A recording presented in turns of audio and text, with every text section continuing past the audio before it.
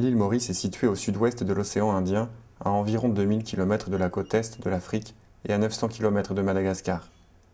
D'une superficie de presque 2000 km², Maurice s'étend sur 65 km de long et 45 km de large.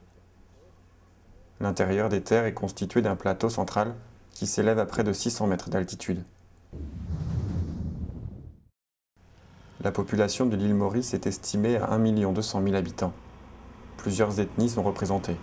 Les Indo-Mauriciens qui constituent plus de 70% de la population, les Créoles, les Sino-Mauriciens et les Blancs Mauriciens, de souche européenne.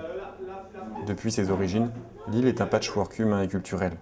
Colons anglais ou français, esclaves africains, travailleurs indiens et commerçants chinois ont conservé leur langue, leurs coutumes et leurs croyances.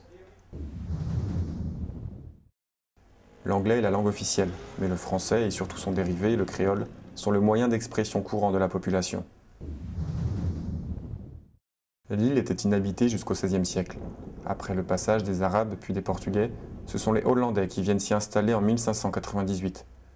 Après plusieurs tentatives infructueuses pour coloniser l'île, ils l'abandonnent en 1710. En 1715, l'île est annexée par les Français. En 1810, après plusieurs batailles navales, les Anglais prennent l'île.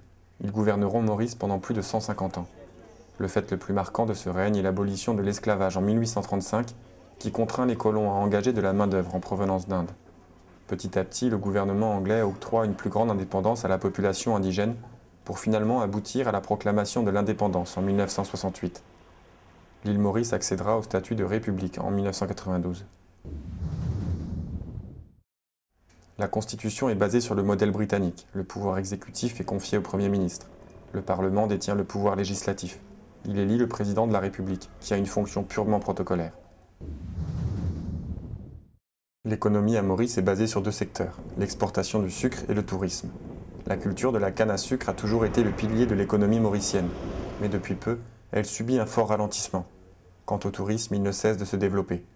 On comptait en 1980 50 000 touristes par an. On en compte aujourd'hui près d'1 million par an. En raison de la mixité de la population, nombreuses sont les pratiques religieuses, mais il n'y a pas de religion officielle à Maurice.